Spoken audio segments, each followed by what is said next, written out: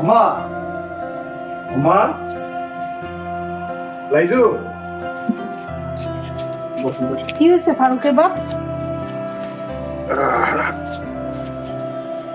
এমন কিছু না, অ্যাক্সিডেন্ট হয়েছে। আব্বা একটা অটো রিক্সায় উঠছিল, ওই অটো রিক্সাটা আর একটা অটো রিক্সারে গিয়ে ধাক্কা দিছে, তারপরে আব্বা পায়ে ব্যথা পাইছে।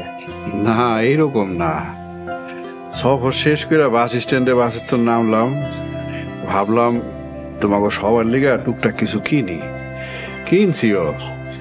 রাস্তার ওই পারের এক দোকানে লাইজুর লেগে একটা জামা কিনবো, এইটা কিনতে যামু আর এক অটো রিক্সায় দিছে আমার ধাক্কা, এই পাওটা মুচকে গেছে, তেমন কিছু না। আল্লাহর অশেষ রহমত যে বড় ধরনের কোনো দুর্ঘটনা ঘটে নাই। আল্লাহর কাছে হাজার হাজার শুকরিয়া, আল্লাহ আপনার আমার কাছে ফিরে আনছে। তুমি ঠিকই কইছো, আল্লাহর কাছে লাখো কোটি শুকরিয়া। ফারিয়া আর কোহিনুর কই? কোহিনুর কলেজে গেছে আর ফারিয়া স্কুলে গেছে। 2 দিন পর কোহিনুর আর ফারুকের বিয়া, এখনো ক্লাস করতে যায়? বাড়িতে বই কি করব তাই যাইতে দিছি। আপনার ব্যাগ কই? ব্যাগটা আমি দোকানে রেখে আইছি, আমি দোকান থেকে আসার পথে নিয়ে আস মনে। আব্বা তোমার ঘরে দিয়ে আমি তারপর দোকানে যাবো। উঠো উঠো, ধরতে হইব না, এই দোকানে যা যাইতে হবে। সাবধানে যাবেন। আম্মা ধরো ভালো করে।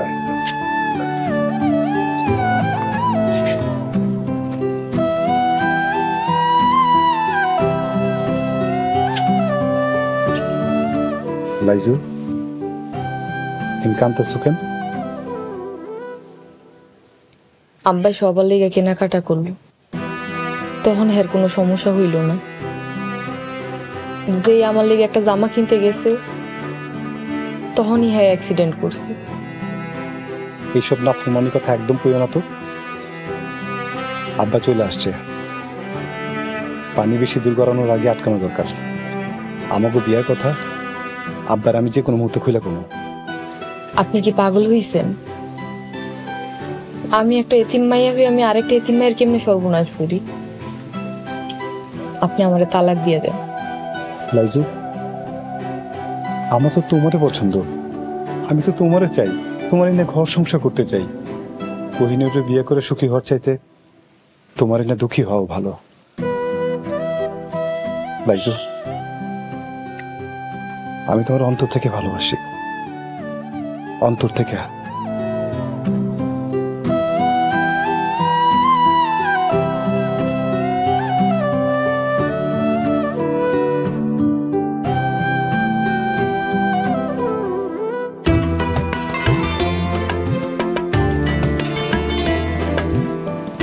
আসসালামু আলাইকুম।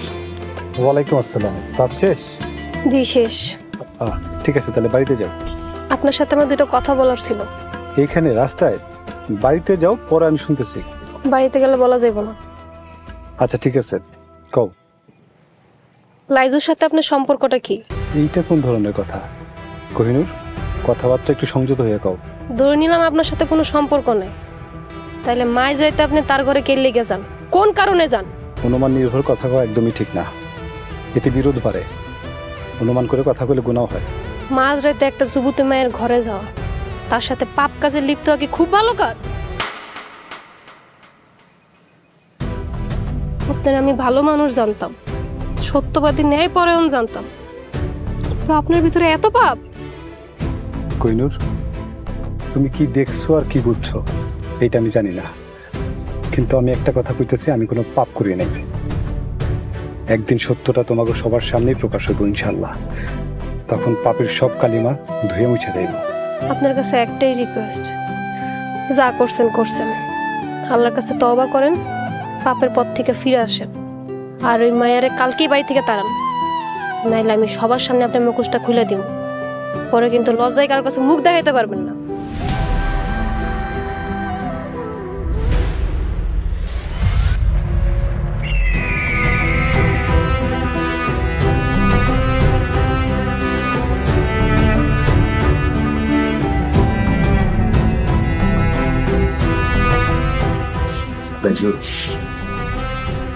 এখন সত্যটা প্রকাশ করা ছাড়া আর কোনো উপায় নেই।